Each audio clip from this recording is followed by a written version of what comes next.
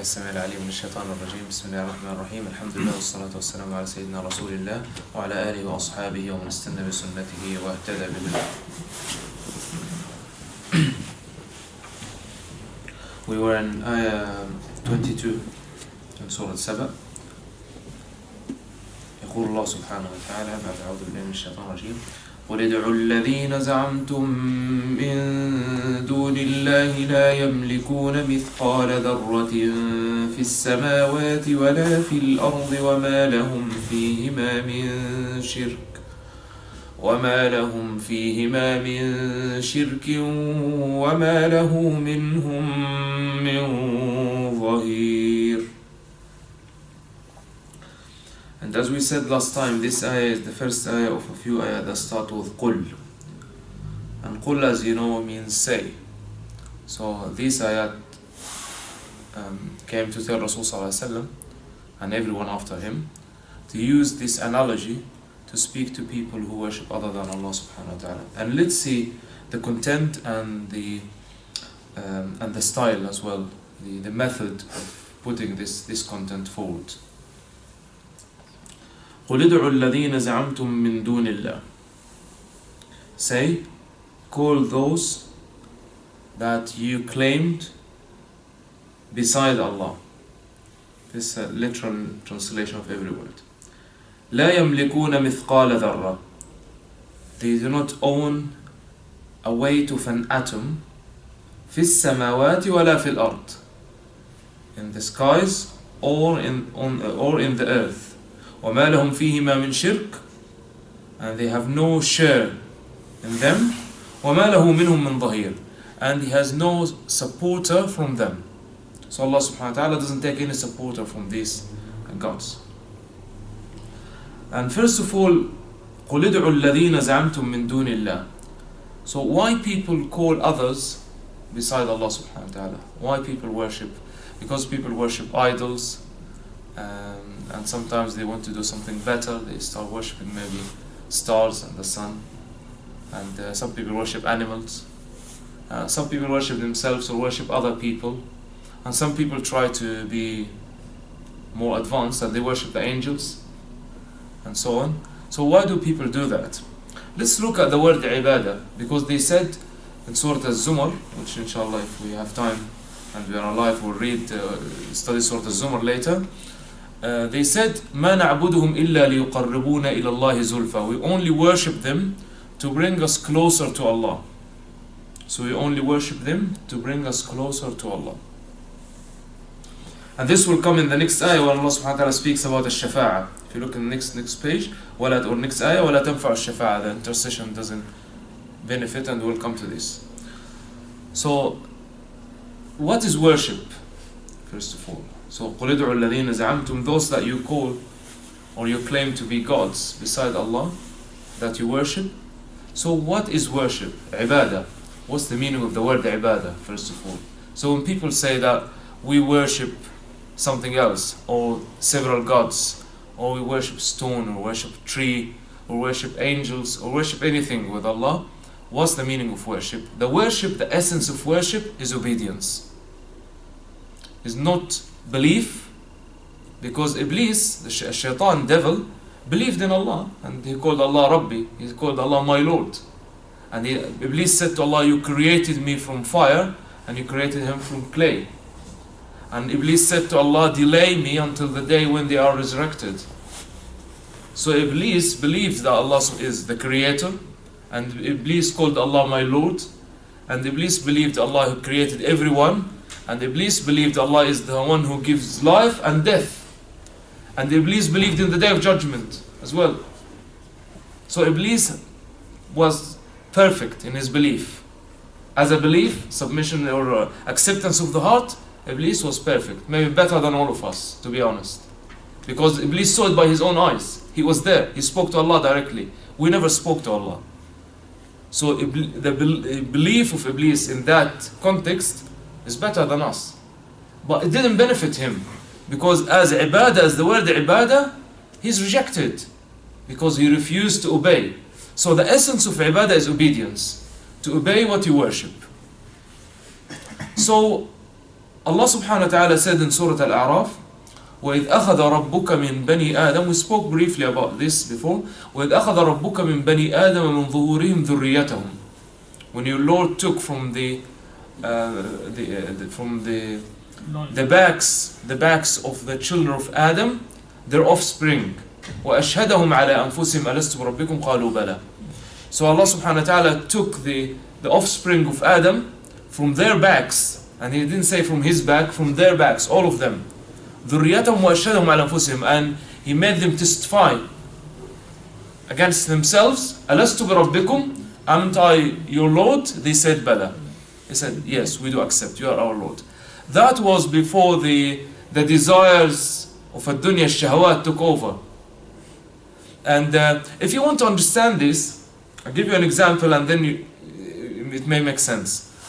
If you have say food color, if you have food color, and imagine if this bottle is full of food color, right? Red color, and then I pour it all in this, so this will become red, and shake it very well, it will become red. Okay? If I take a drop of this bottle, it has some of the red color from the original one. Is that right? Then if I take this bottle and I put it in a water tank, 100-liter water tank, I pour it and stir it very well, and if I take any drop from that water tank, it has something from this bottle which has the red color from the original one. If that water tank, I get some of it, just a mug from that water tank, and I put it in the reservoir, in the big reservoir in Walthamstow, just massive, it's like a lake, and I pour it there, and imagine that we can mix it very well. So this means that if I take any drop from that big reservoir of water, it has something from this bottle which has something from the red color, the original one. Every one of us has something from Adam. Is it clear? So we all have something from Adam. So it came from Adam, but it got diluted. But we have, every single person is a descendant of Adam. And we have something from Adam. Call it DNA, call it genes, whatever you want to call it, atoms, but we have, every one of us has part of Adam, alayhi salam. So, at that stage of our existence, in the backs of our fathers, and they call it alam al-dhar, is the world of the atoms. In the Tafseer of the Quran, they call it alam al-dhar, the world of the atoms, and the Rasul sallallahu alaihi wasallam spoke about it in hadith as well. So when we all testify that Allah is our Lord, that because we, at that time, at that stage, we were not overcome by our lusts and desires. Because what makes us actually divert from the path of Allah is our desires.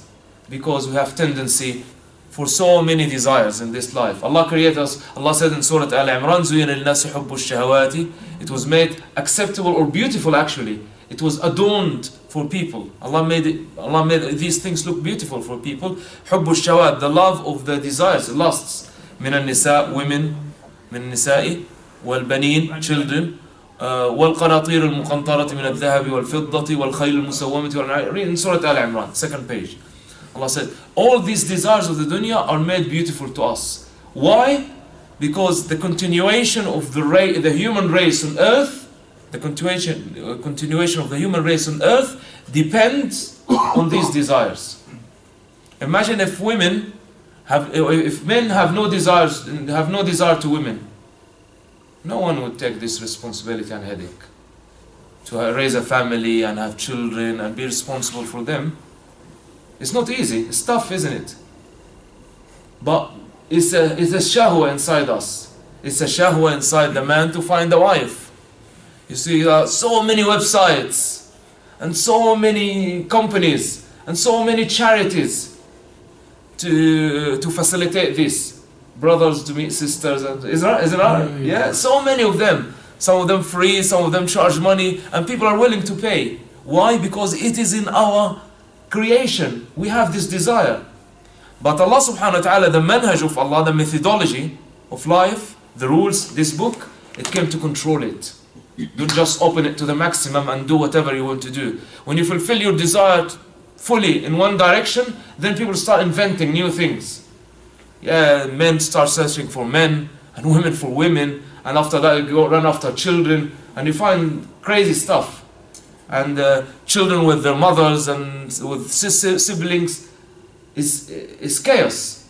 But the manhaj of Allah subhanahu wa ta'ala, the rules and regulations of Allah, are here to control that, to control these desires. In that ayah in Surah Al-Imran, Allah subhanahu wa ta'ala mentioned the love of wealth. If we don't have that love for wealth, to be rich and have money, no one would work. Why you go to work and have all this hardship and hassle of going to work and finding job and learning, if you don't have that desire inside you? But Islam came to control it. Allah subhanahu wa ta'ala sent the man, he said, no, you will have to do certain time for this, and you have other times for other things. And then there are certain jobs that you can't do. For spending as well, you can spend on this, but you can't spend on that. You can buy this, but you can't buy that. It is to control that shahwa. But the shahwa exists. That shahwa, that desire to work and earn, is in us. But Islam didn't come to tell us to be monks. Islam came to tell us to control our shahwat and to be worshippers of Allah subhanahu wa ta'ala. So to control our shahwat, this means to obey Allah subhanahu wa ta'ala, which is al-ibadah. So if you think about any shahwa that you have, any desire you have, Allah subhanahu wa ta'ala controls it. Allah doesn't leave it for us to decide for ourselves, but we have to follow. And this is the obedience. We don't like to be told, but the ibadah is to be told by Allah subhanahu wa ta'ala. And this is in our fitrah. And we spoke about this many times before, that our fitrah is to worship.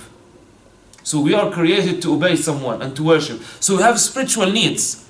So people go to fulfill their spiritual needs without obligations.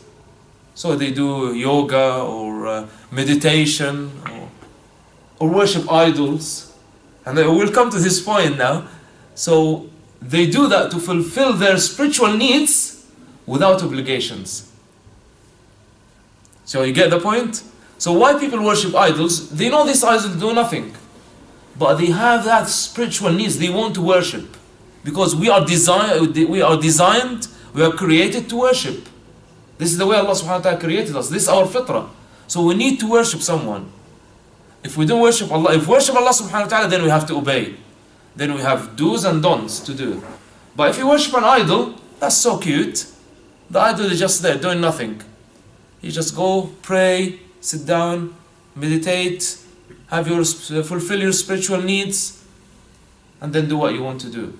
And actually that many people believe to be Muslim these days and do the same thing, similar thing. So they have certain du'as and things to read or whatever, certain rituals, and they do that maybe once a month, once a year.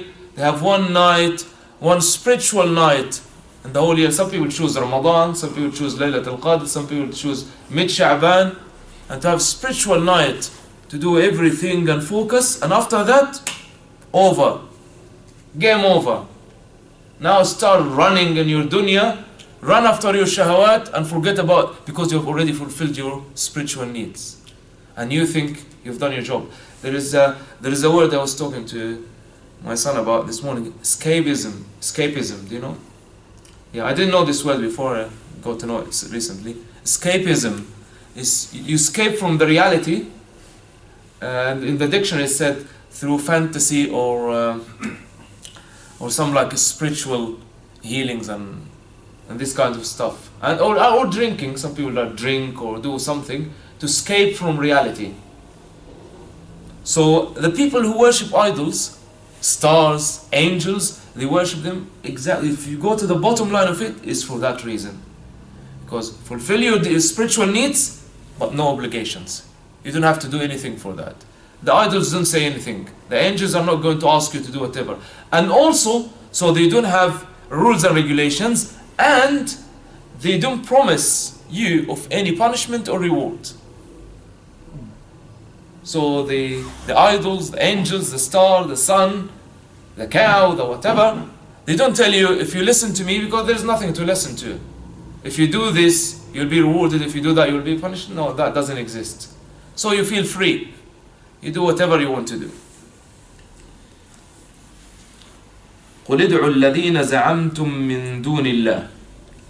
Those that you call other than Allah. لا يملكون مثقال ذرة في السماوات ولا في الأرض. They don't own a weight of an atom in السماوات or الأرض. They have no ownership of anything. وما لهم فيهما من شرك. And they have no partnership in this. If these gods that they worship beside Allah knew that Allah subhanahu wa ta'ala is telling people, I am the only God. So because if an object is a God, a person, so a person, Haile Selassie is God.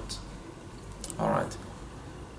If either he knew that Allah is telling people to worship Him alone, and if anyone doesn't do that will go to hell, or he didn't know about that. So either he knew that Allah is telling people that, or he didn't know about it. If he knew that Allah was claiming to be the only God, and anyone doesn't worship Him will go to the fire, and he doesn't do anything about it, then he doesn't deserve to be a God. So where are you then? Why do you allow someone to challenge your authority? And if he didn't know about it, then this God is so heedless. Doesn't even know there's someone who's challenging his lordship. قُلِ ادْعُوا الَّذِينَ زَعَمْتُم مِّن دُونِ اللَّهِ لَا يَمْلِكُونَ مِثْقَالَ ذَرَّةٍ فِي السَّمَاوَاتِ وَلَا فِي الْأَرْضِ وَمَا لَهُمْ فِيهِمَا مِنْ شِرْكٍ وَمَا لَهُ مِنْهُمْ مِنْ ظَهِيرٍ. And Allah subhanahu wa ta'ala did not ask any one of them to help. And ظهير, do you know the word ظهر in Arabic? ظهر. You know, what's ظهر? Back. Yeah. When someone is because someone is backs someone. You know, you say this word as well. Back me up. What's the meaning of that? Support me. Support me, صح? So ظهير is from the back. Someone is supporting Allah. No one was there to aid Allah when He was creating them. When He was creating as-samawati wal-ard, not even an atom there, no one was there to support Allah. And no one actually said that. No one said that. We never heard anyone said He created an atom, even an atom. We didn't hear of anyone said He created an animal or anything in as-samawati wal-ard. What people do, they don't invent something they don't bring something to existence from non-existence. They use the resources they have. So people get like clay and steel and stuff and build a structure, or get some metals and make a car. That's what they do. They use the resources that Allah subhanahu wa ta'ala creates. But no one claims to be able to bring something to existence from no existence. They even tried, by the way, even to make organic molecules from inorganic molecules, from inorganic or from atoms. They didn't manage to do that. So imagine that we are in the 21st century, but all this technology that we use, the cameras, light, whatever, 90% of all what we see is just the use of the fossil fuels. Imagine if the fossil fuels run out today, there will be no YouTube, no microphones, no lights, no mobile phones, no landlines, no cars, no aeroplanes, no computers. So all what you can see, this is what they call the advancement of the 21st century, is totally dependent on the fossil fuel. Even the renewable energy resources like the windmills and the solar panels, they make them using fossil fuels. If there is no use of fossil fuel, they can't make them. They can't produce them anymore. Even these things, if we don't have fossil fuels, they can't make them. Because they make them use plastic and other things. They use energy, they use electricity to make all of that. So all this advancement is just the use, and is just by using the fossil. Why did I say that? Yeah, we were saying that even organic compounds in the 21st century, the time of this advancement, they can't make organic molecules. It is still not possible. Because the organic molecules, if you understand chemistry, is carbon and hydrogen, basically, carbon and hydrogen. And then it can have nitrogen and oxygen and other things. If you bring carbon, like charcoal, and hydrogen, and put them together, you won't get an organic molecule, they won't react. So carbon will remain carbon, and hydrogen is going to remain hydrogen. But then you can bring an organic molecule, it will give you another organic molecule. So carbon dioxide is inorganic molecule. It cannot become organic. You can't convert it to become organic molecule. And subhanAllah, they tried so many, like in different ways to do that. It's still not possible.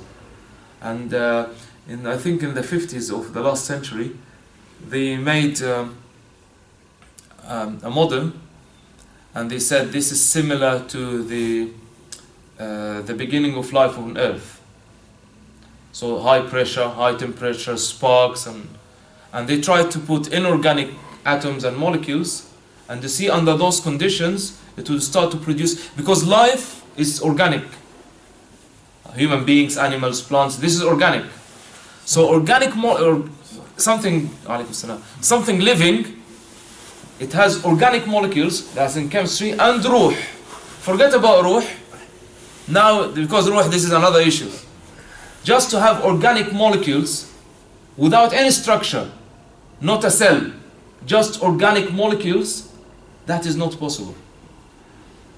That itself is not possible, to bring something from inorganic to make it organic. They all come from one another. And subhanAllah, all these things that when we think about it, they show us that how weak we are. And people can sometimes become so arrogant when they think that they overpower everything. As Allah said in Surah Yunus, وَظَنَّ أَهْلُهَا أَنَّهُمْ قَادِرُونَ عَلَيْهَا. Said, and to the extent that the people of the earth, they think they have all the power to control it. And this was said 1400 years ago. Even then people thought the same. The people of Ad, by the way, thousands of years before Rasulullah, they said the same thing. They said exactly what people say today. So at that time they thought they are so advanced and no one can overcome them. And they finished. And then in the time of Rasulullah, the Romans thought the same thing. The Persians thought the same thing. And then after that there was a time when people thought the same thing. And today, the people of technology and advancement, they think the same thing. Now computer controls everything.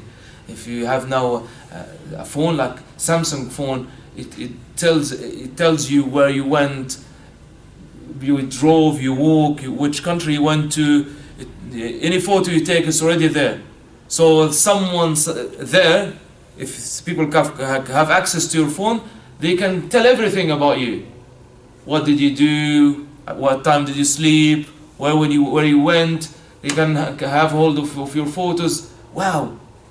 People look at these advancements and think, now we have control over everything. Someone sits in an office in Chicago or somewhere with a PlayStation, driving a drone in Yemen or Afghanistan, killing 50 people, 60 people, like a game, like a look on a screen, they finished him. There's nothing more powerful than that, we think, or people think. So Allah subhanahu wa ta'ala said, وَمَا لَهُمْ فِيهِمَا مِنْ شِرْكٍ وَمَا لَهُ مِنْهُمْ مِنْ ظَهِيرٍ وَلَا تَنْفَعُ الشَّفَاعَةُ عِنْدَهُ. So now the point that we mentioned earlier about the shafa'a. وَلَا تَنْفَعُ الشَّفَاعَةُ عِنْدَهُ. So they said, we only worship them to bring us closer to Allah. And this was mainly about the angels, because people, they thought that angels are closer to Allah and they can bring them closer to Allah, and they will intercede on their behalf. And Allah said in Ayat al-Kursi, Allahu la ilaha illa huwa al-hayy al-qayyum, la ta'khudhuhu sinatun wa la nawm, man dhal ladhi yashfa'u 'indahu illa bi'idhnihi. Who can intercede before him without his permission? So Allah said, وَلَا تَنْفَعُ الشَّفَاعَةُ عِنْدَهُ إلا لمن أذن له. In Surah Al-Baqarah, the word, this shafa'a came twice in Surah Al-Baqarah. Anyone here tried to learn or memorize Surah Al-Baqarah? Notice that? Alright, let's do that because this will make this eye clear. If you go to Surah Al-Baqarah, this is mentioned twice. One, Allah said, لا تنفعها شفاعة, and another time Allah said, ولا يقبل منها شفاعة. I'm sure that anyone learned Surah Al-Baqarah will notice that and will think, what's the difference? Why did Allah subhanahu wa ta'ala mention this in two different ways or using two different words? Because تنفع doesn't benefit. ولا تنفع الشفاعة, intercession does not benefit. And ولا يقبل is not accepted. Okay? قبول, you said قبول, Allah accept. So قبول is acceptance, and تنفع it doesn't benefit. لا تنفع it doesn't benefit. So when there is an intercession, there is someone that you are interceding to, which is Allah subhanahu wa ta'ala, and there is the intercessor, and the one that he is interceding on behalf.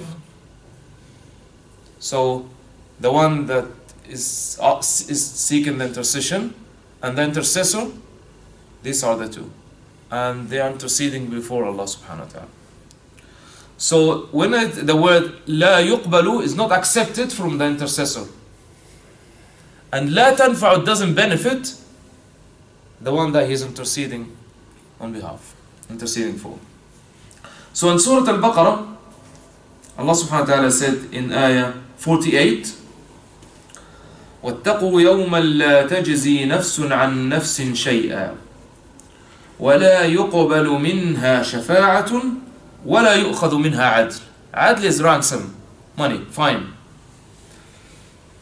So you go to, say, your boss at work, and because you've done something bad, you've damaged something, and you come and say, I'm going to pay money. He said, no, we're not accepting any money.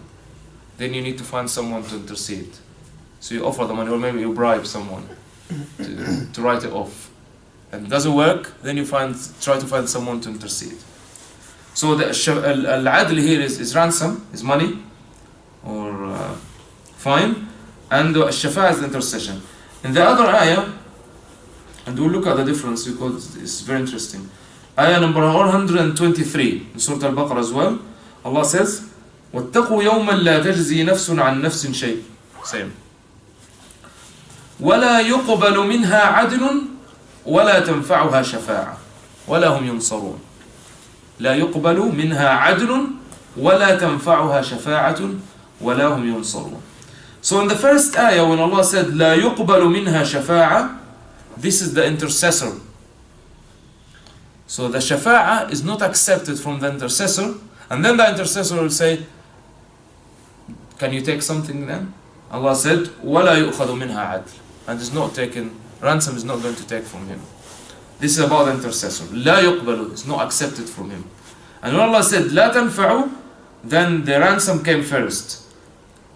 Allah subhanahu wa ta'ala says ولا يقبل منها عدل, so the ransom is not accepted from him. ولا تنفعها شفاعة, and the intercession does not benefit him.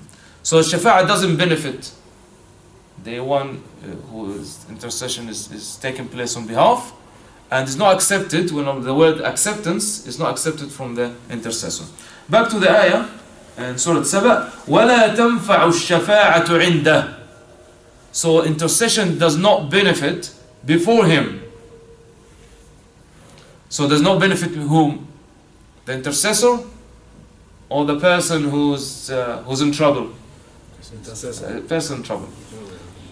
وَلَا تَنْفَعُ الشَّفَاعَةُ عِنْدَهُ. It doesn't benefit. إِلَّا لِمَنْ أَذِنَ لَهُ. So here is not about the angels. Even if they are to intercede, is not going to benefit. إِلَّا لِمَنْ أَذِنَ لَهُ. Except from the one that Allah gives permission to.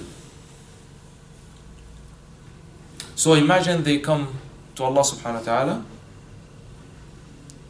One is in trouble and someone to intercede. And they come to Allah subhanahu wa ta'ala and the intercessor is asking for permission. Can I intercede for this person? And they are waiting for the answer. This is what Allah is telling us here. They are waiting for the answer. Is the permission granted or not? وَلَا تَنْفَعُ الشَّفَاعَةُ عِنْدَهُ إِلَّا لِمَنْ أَذِنَ لَهُ. So imagine that they're waiting outside, or they're waiting to hear the permission, so anxiously, and they don't know what's going to happen. حَتَّى إِذَا فُزِّعَ عَنْ قُلُوبِهِمْ. Until the horror or the terror is lifted, is removed from their hearts. Because فُزِّعَ, الفزع, what's the meaning of فزع? What's the meaning of فزع? It's horror. Fright. Yeah. So the word sometimes in Arabic and even in English, the word can mean, it's the same word can mean to remove something. So I say peel the orange, it doesn't mean you put the skin, it means that you remove the skin. So when it said al-mumarrid, in Arabic al-mumarrid means the nurse. And marad is illness. So al-mumarrid is not the one who puts the illness, it's the one who removes the illness. Okay, there are many words like that. So fuz'a is not to put the fright, is to remove it.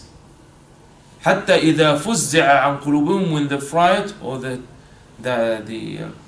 fear is removed from their hearts. قالوا ماذا قال ربكم. So they will ask, what did your Lord say? They are asking about the permission. قالوا ماذا قال ربكم قالوا الحق. He said the truth. وهو العلي الكبير. Al-Ali is the high and Al-Kabir is the great. He's Al-Ali to the side. And he is the great, he's greater than both the intercessor and the one who is asking for intercession. ولا تنفع الشفاعة عنده إلا لمن أذن له حتى إذا فزع عن قلوبهم قالوا ماذا قال ربكم قالوا الحق وهو العلي الكبير. قل من يرزقكم, again قل من يرزقكم من السماوات والأرض قل الله وإنا أو إياكم لعلى هدى أو في ضلال مبين. Say, who provides for you from السماوات and الأرض? This is a question, isn't it? So Allah is saying to Rasulullah, ask them who's providing for you. But then straight after that Allah said, قُلِ اللَّهِ, say Allah. But why don't they answer? If you're asking them a question, wait for their response. This is like, say brothers, I know you need a car and you can't afford it, so I go and buy a car and give it to you. After some time,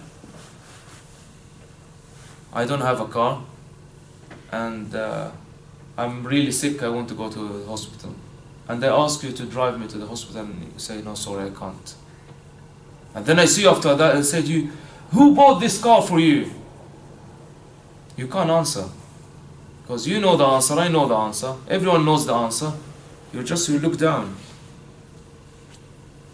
What are you going to say? You can't say you, because you know it's me and I know the answer. So when Allah says, قُلْ مَنْ يَرْزُقُكُم مِّنَ السَّمَوَاتِ وَالْأَرْضِ, no one said other than Allah provides. And so the answer is known, but they can't say it. قُلْ مَنْ يَرْزُقُكُم مِّنَ السَّمَاوَاتِ وَالْأَرْضِ قُلِ اللَّهِ, who provides? You can't provide for yourself.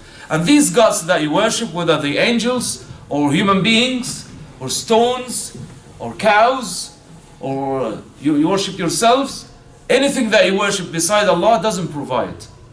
They never claim to be the providers, and you never said these gods are providing. No one says whatever they worship, provide for them. And when people, you know, when Allah said in the Quran, فَإِذَا رَكِبُوا فِي الْفُلْكِ دَعَوُوا اللَّهَ مُخْلِصِينَ لَهُ الدِّينَ. So when they are in the ship, in the middle of the ocean, they will call Allah alone. So when people are in trouble, someone is dying, someone is drowning, at that moment they can't gamble with their own lives. Yeah, they can keep lying all the time, but when it comes to their own lives, they say, oh my God, God save me.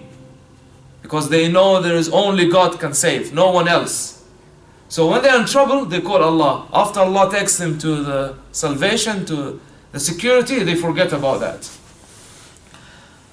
قُلْ مَنْ يَرْزُقُكُمْ, because they know it's only Allah subhanahu wa ta'ala who provides. قُلْ مَنْ يَرْزُقُكُمْ مِنَ السَّمَاوَاتِ وَالْأَرْضِ قُلِ اللَّهِ. Say Allah. You give them the answer. Give them the question. They can't answer it, you answer it for them. Say, it is Allah. وَإِنَّا أَوْ إِيَّاكُمْ لَعَلَى هُدًى أَوْ فِي ضَلَالٍ مُبِينٍ. Subhanallah, this statement at the end of this ayah requires us to think about it a lot. He said, and either us or you are on guidance or in a clear error. So one thing is saying we can't be correct, both of us. Must be one correct and one wrong. You know, there are things that we call al-mutadaddayn wal-mutanaqadayn in Arabic. Mutadaddayn means they are different or opposite. Two things are different. Like I can tell you, there is a paper under this Quran here. He can say it's red and he can say it's blue. So he can be correct, and both of them can be wrong. So it can be actually white, not red, not blue. Okay? But if you are on a road and there's only two turnings, either right or left. So one of them is the right direction. It's either right or left. There is no third one. This we call them the opposites. Two opposites. There is no third option. You have two opposite options only. So it said, وَإِنَّا وَإِيَّاكُمْ لَعَلَى هُدًى أَوْ فِي ضَلَالٍ مُبِينٍ. So there is no middle ground. Nothing in common. So it's either right or wrong. You can't be right and wrong at the same time. So if someone is saying Allah is the provider, Allah is the one to worship, and someone else here said Allah but someone with him. So one of them is right and one is wrong. Both of them cannot be right. This is a very important point in the time when people are told that all religions are correct, all ways of life are correct. As long as we all respect each other. They all respect each other. Everyone has a choice, and everyone is going to face the consequence of the actions at the end. But for certain, the deen of Allah subhanahu wa ta'ala is correct and everything else is wrong. Whether people do the wrong or do the right, there's something else. But this is a fact. This is a fact that there is no doubt about. وَإِنَّا وَإِيَّاكُمْ لَعَلَى هُدًى أَوْ فِي ضَلَالٍ مُبِينٍ. This one thing. The other thing, that before we go to something major actually in this ayah, ala and fi. If you look carefully at the ayah, وَإِنَّا أَوْيَاكُمْ لَعَلَى هُدًى عَلَى هُدًى أَوْ فِي ضَلَالٍ مُبِينٍ. These are two prepositions, ala and fi. So with al-huda is the guidance. So you know that before we were talking about the manhaj or the rules and regulations, the manhaj of Allah, the method of living given by Allah, this is al-huda. So al-huda, that you know where you're going, you know the right direction, and dalal is error, you got lost. So when Allah subhanahu wa ta'ala says ala hudan, it's like that we are riding. Ala means on. You're riding the huda, you're on the huda, and it's taking you to there. And fi dalal mubin, like that dalal, that error, that misguidance is surrounding you from where you are in the middle of the misguidance, you don't know where to go. So when you're riding, you can see You can see your way, you see where you're going, you know where you're coming from, you can see right and left, and you can know this is the right direction. But when you are inside something, you can't see. So imagine that you are in a boat, and if you are on the top, on the roof, you can see the sea, you can see the land, you know it's day or night. If you go to the bottom, because sometimes they're big like ships, they have like bedrooms and chambers in the bottom of the ship, you can't see anything. No windows, you can't see anything. You don't know it's day, it's night, you need the land, you're far from the land, you're just there. You don't know where you're going. So dalal, when people are in a dalal, the Allah subhanahu wa ta'ala always says in the dalal, inside. In means in. They are surrounded in the middle of a dalal, they don't know where they're going. And this is the illusion of this misguidance. Because many people, when they are in that misguidance, they become like in a cycle and they can't get out of that. You know, so when people, as an example to that, when people are depressed, they say that you have like a mental cycle and you need to come out of this. So they suggest different solutions and things and sometimes medications to bring them out of that cycle because they don't know what to do. They become totally lost. So when people are in that error and that misguidance, they are lost and they are a complete illusion and they don't know where to go. And subhanallah, may Allah protect all of us. When people are lost, sometimes they end up killing themselves because they can't see where they're going. And Allah subhanahu wa ta'ala says, وَإِنَّ أَوْيَاكُمْ لَعَلَى هُدًى أَوْ فِي ضَلَالٍ مُبِينٍ. Something important, really important to learn from this ayah. It is the manner of talking to those who are totally the opposite and you know they are totally misguided. How to talk to them. Look how Allah subhanahu wa ta'ala is telling our Rasul sallallahu alayhi wa sallam to speak to these people. He's telling them, I'm not taking a side. It's either me or you is on the right path or in the error. And let's decide together. So I'm not starting the argument by being offensive and you need to defend your position. I'm starting the argument, starting to convince you, very neutral. But there are some facts. The facts are, this is right and this is wrong. And we need to find out together who's following the right and who's following the wrong. I'm telling you my point and you explain to me. وَإِنَّ أَوْإِيَّاكُمْ لَعَلَى هُدًى أَوْ فِي ضَلَالٍ مُبِينٍ. My brothers and sisters, in our da'wah we need to remember that the people that we talk to, they cannot be worse than Fir'aun. The people that you're giving da'wah to, they cannot be worse than Fir'aun. And you cannot be better than Musa alayhi salam. We're not prophets. We cannot be better than Musa. Allah subhanahu wa ta'ala said to Musa and Harun, two prophets, go into the man that is the most evil maybe in human history. He said, أَنَا رَبُّكُمُ الْأَعْلَى. I am your Lord, not just your Lord, the most high. So even if there is another Lord, I am the highest of them. I am the top of the top. أَنَا رَبُّكُمُ الْأَعْلَى. This is the one who claimed to be Lord, to be God, and this is the one who was massacring children, was slaughtering children. Imagine that for years and years, he was allowed by his own people for years to slaughter the babies, to bring them, not bomb them, to bring them with a knife and slaughter them. For years, openly.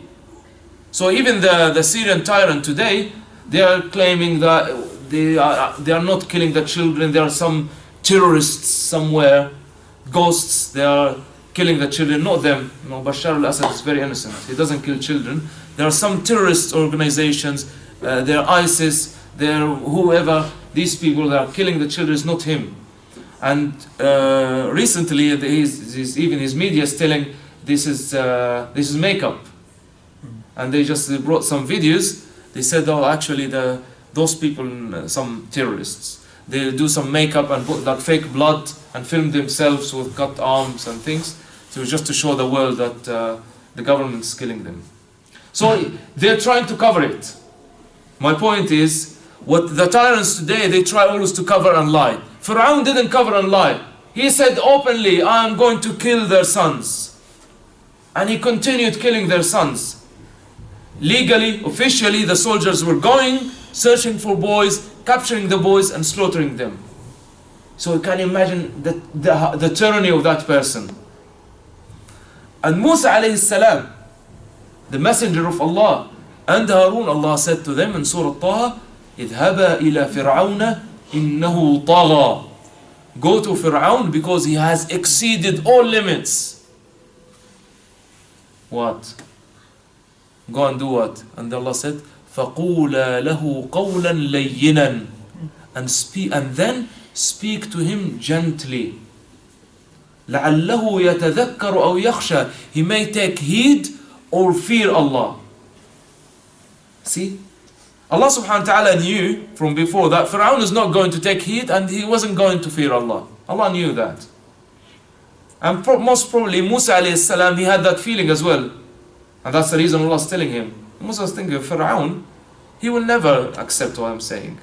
And he said, قَالَ رَبِّ إِنَّ خَافُ أَن يَقْتُلُونِ. He said another ayah, Allah, they are going to kill me. If I go to Fir'aun and tell him these things, he's going to kill me.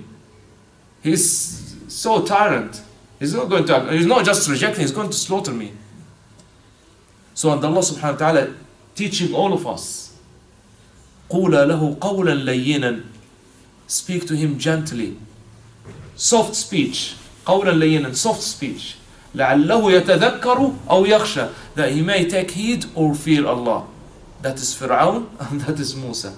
And then today that when we try to speak to people, if like our Muslim brothers and sisters, even our parents, well, I've seen that many times.